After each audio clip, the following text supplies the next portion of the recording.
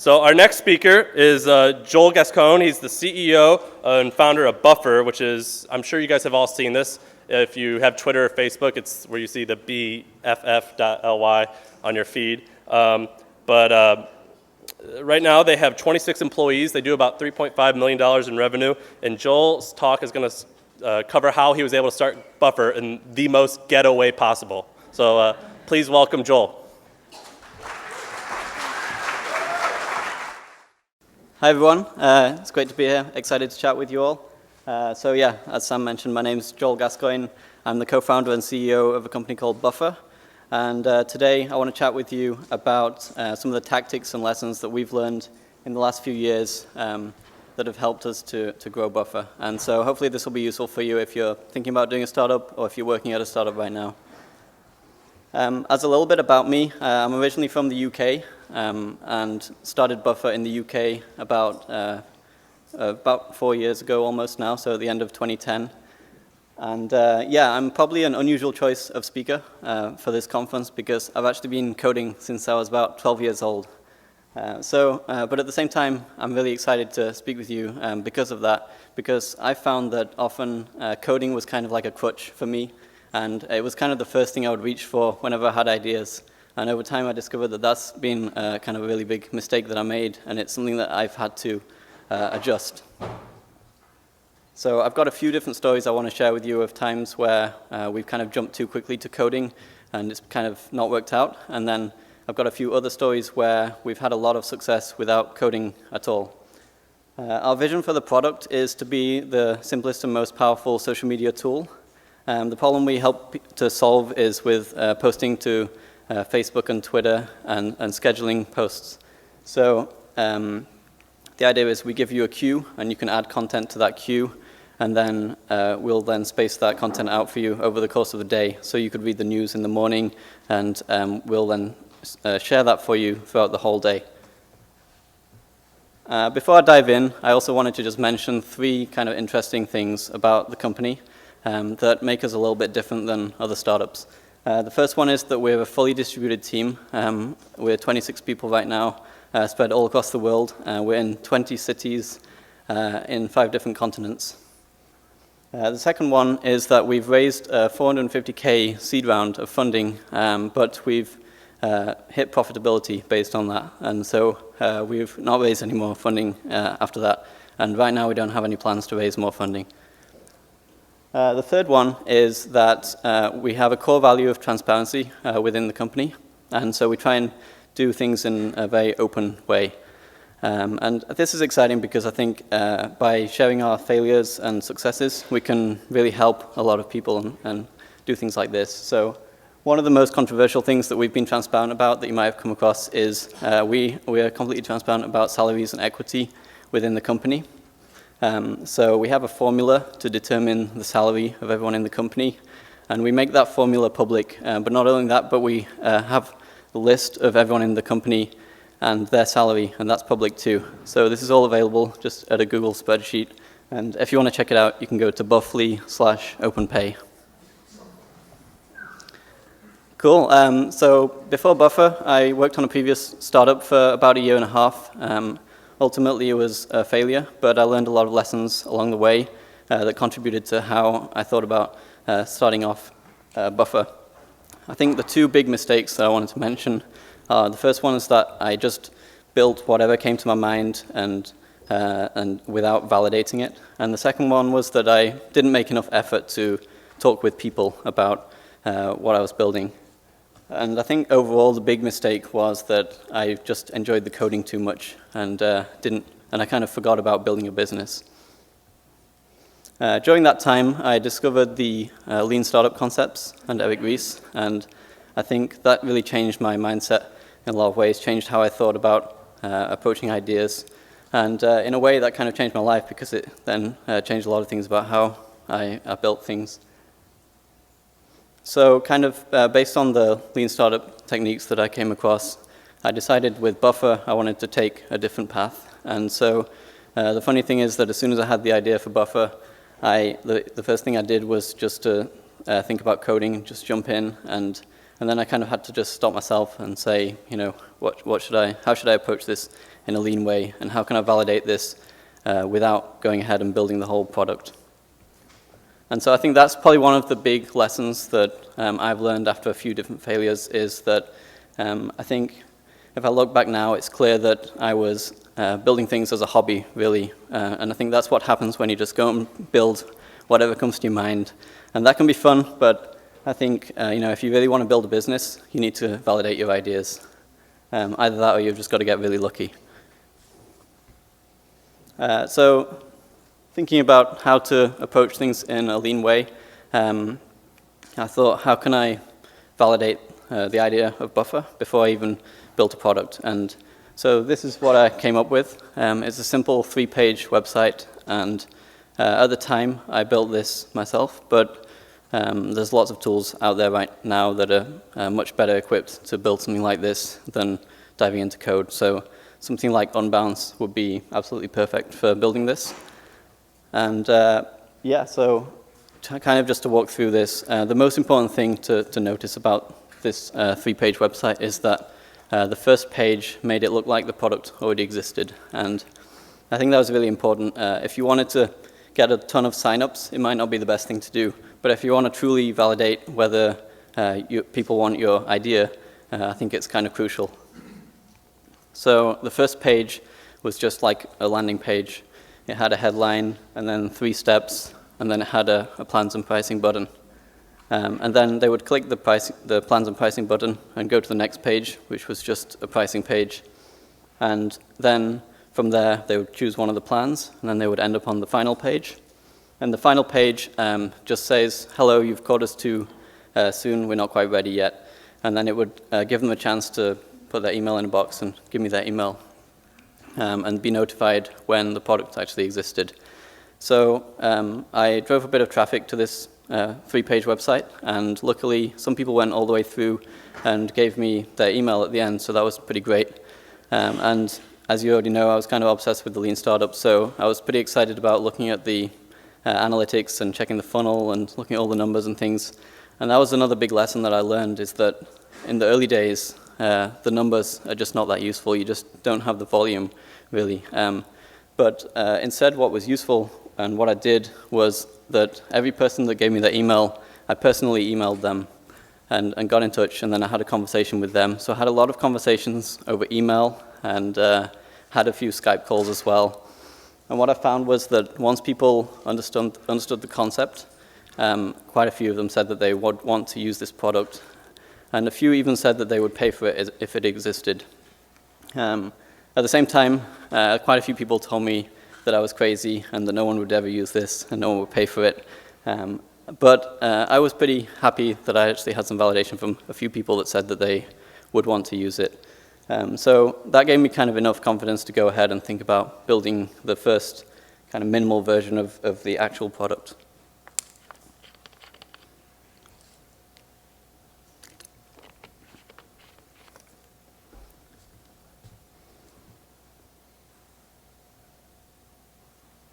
Cool. So I'd kind of decided to build the first version of the product, and that was when I reflected on the lean startup concepts again.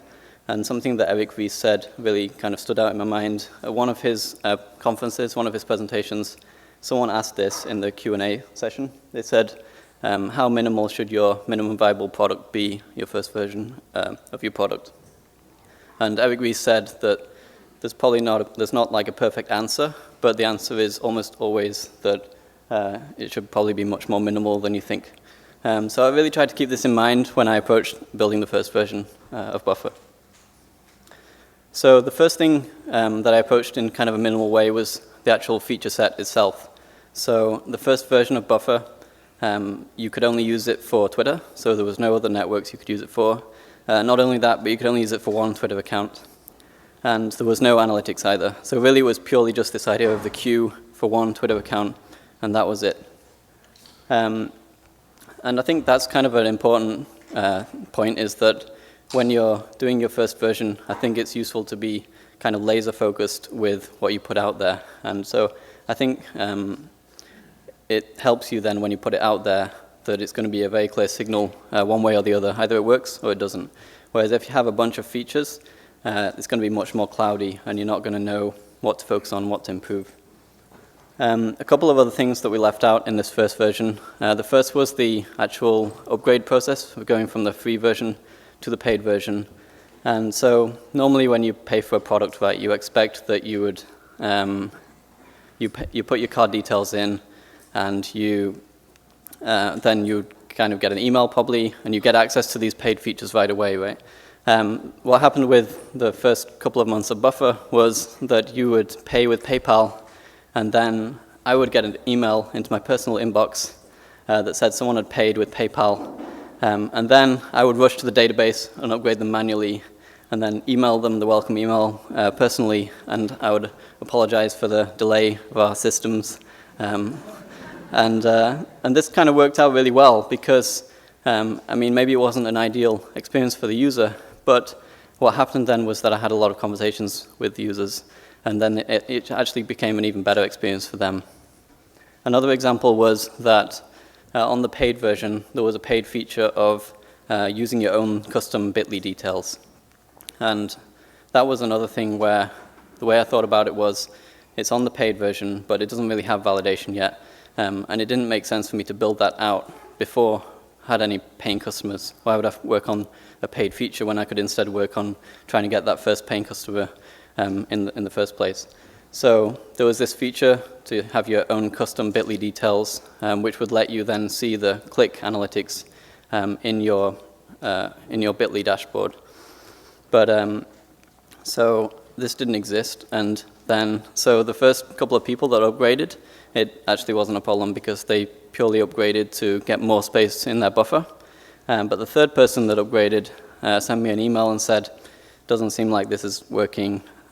So I said, "Okay, I'll look into it." And then I thought that's probably a good time for me to actually build this feature. And so yeah, and then it took me about a couple of hours, and then I replied back and said, maybe you can try it now, and I think it's fixed now. And so then he was really happy with it, and again I got to have a conversation and learn more about what other things he would want as well. So the end result of the kind of landing page experiment and the minimal first version was pretty great. It was a 7-week process in total from having the idea to launching the first version, and we had the first paying customer after 4 days, so it worked out well. It was just a $5 payment. It took a while. I was still working full-time doing web development on the side, so it took a while to be able to drop that and focus full-time, but it was a whole new experience for me.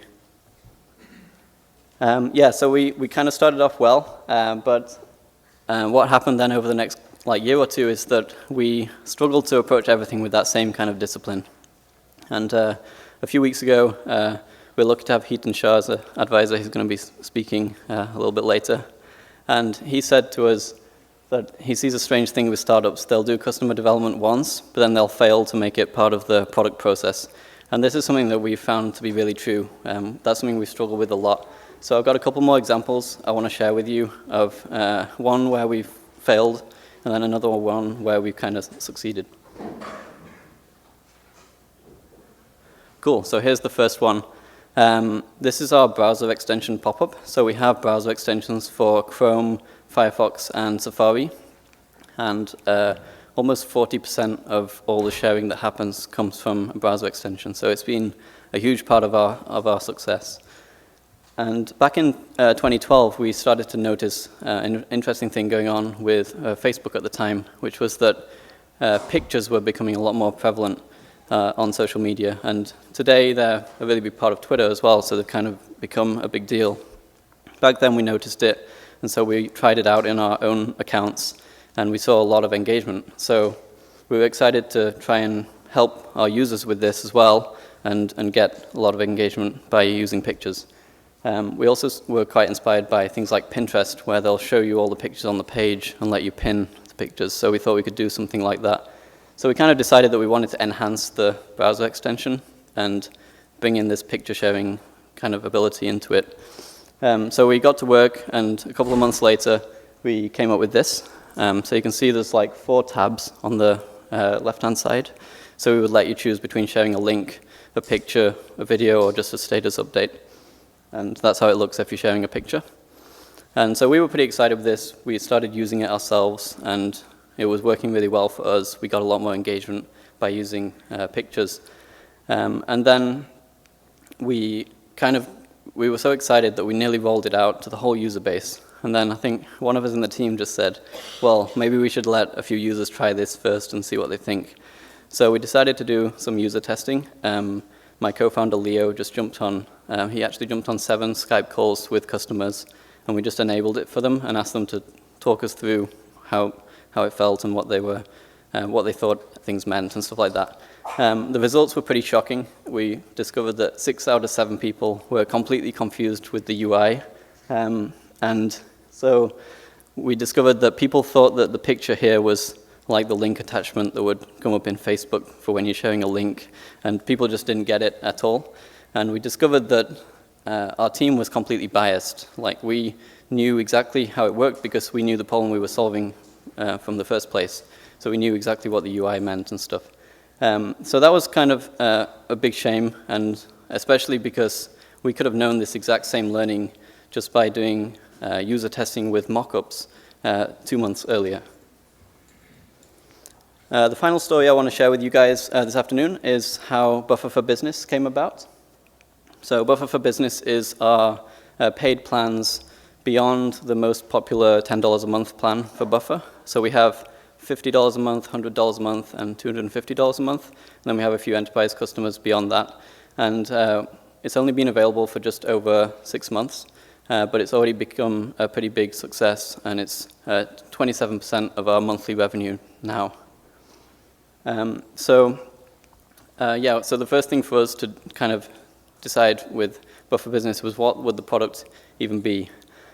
So we had a couple of different ideas in mind when we thought about Buffer for Business. We had either just purely extending what already existed, so people could have more accounts, more team members, and share more content. The other one was something we were really excited about, was a brand new product. And the idea was to help companies to make use of all employees if they connect their personal Twitter and Facebook accounts and have them share the news from the company, the press releases, or job listings and things like that. So we thought this would be really great for marketing departments for companies.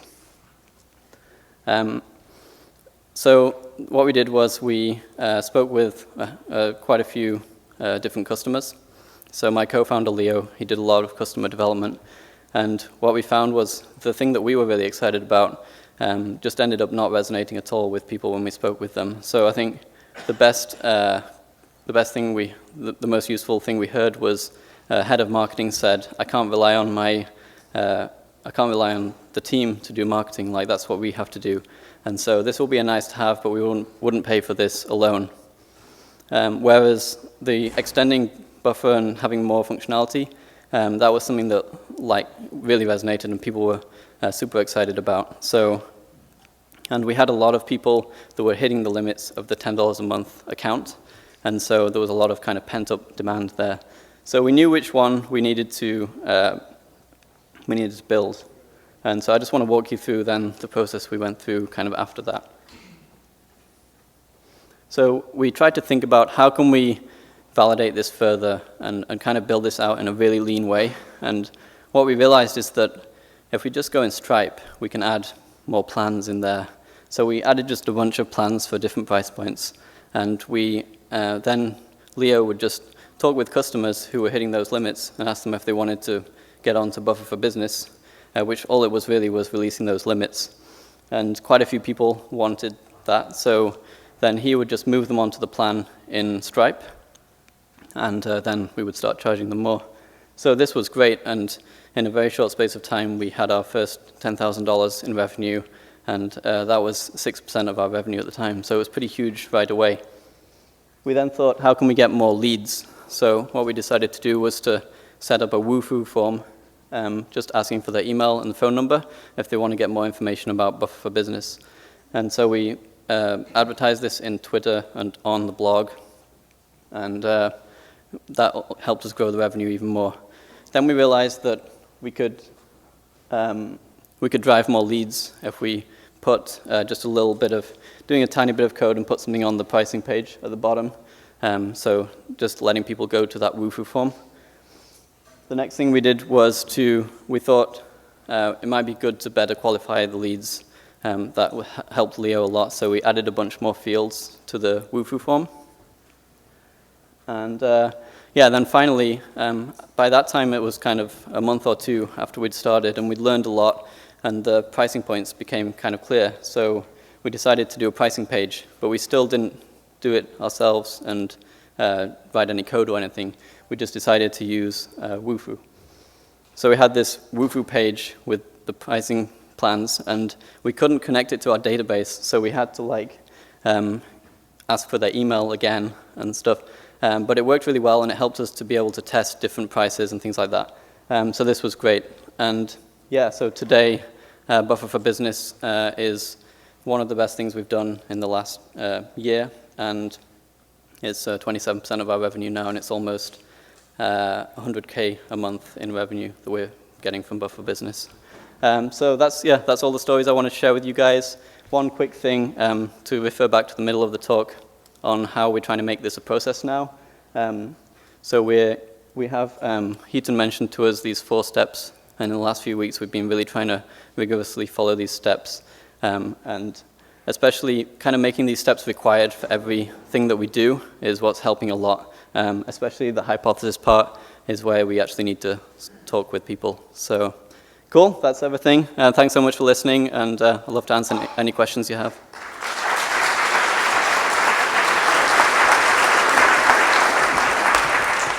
I think we can take 2 questions.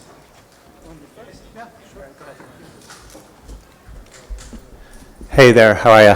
Hey, good. I'm Michael from Lots of Stops. Great talk. If you wouldn't mind, so you have your team is all over the world, right? Yeah. So that's what I'm looking to do as I build my company, and I'm curious if you might want to briefly talk about the pros and cons of having a team that's dispersed worldwide. Yeah, absolutely. That's a really Thanks. awesome question. So I think there's some huge benefits that we've found. We were hacked last year, and it was pretty crazy. It was a tough situation. But the fact that the team was fully distributed all across the world meant that we didn't have to do a crazy, 2 or 3 days staying up all night just to resolve that, and we could have the different people in the world jumping in at different points. So it's been really, really great. I think the one key thing I would say with a distributed team is I got some advice from a guy called David Cancel. He's done quite a few startups, and he's the chief product officer for HubSpot right now. And he said to me, he's had a few startups and he's tried both ways. He said, what you want to do is have either everyone in an office or have everyone distributed. And if you go halfway, it's going to be really tough, because then you end up with second-class citizens and communication happening in the office that other people don't know about. So that's how we do things. We have an office in San Francisco, but we just have 4 or 5 people in there, and we still use HipChat a lot. We kind of say that HipChat is our office. So yeah, that's probably what I'd say. But yeah, we can catch up afterwards if you have any more questions as well. Hey, I think it's really cool you're into the Lean startup. I work for the publisher that actually publishes the Lean series, and we want to use Buffer for Business right now, so we're very excited about that. Awesome. I'm interested in validation. Did you ever try to validate something and failed? Was there ever an idea that didn't validate that you considered and didn't go through with? Yeah, I mean, the browser extension was a key one that failed. Another one was, I think that's probably the best example. Yeah. There is one that we didn't validate, and it went through, and then we found out a few months later. So we did a whole redesign of the Buffer dashboard, and we didn't validate it at all. And then when we didn't look at any numbers or anything, we didn't A/B test it, or nothing. So then 2 months or 3 months after we'd launched it, we started to get really focused on data and look at numbers and things. And we managed to trace back that we had a huge drop in activation of new users. So the new dashboard was converting new users to active users much worse than before. And that's something that we've actually been kind of catching up with ever since. So. Very cool. Thanks. Sure. Thanks, Joel. Cool. Awesome.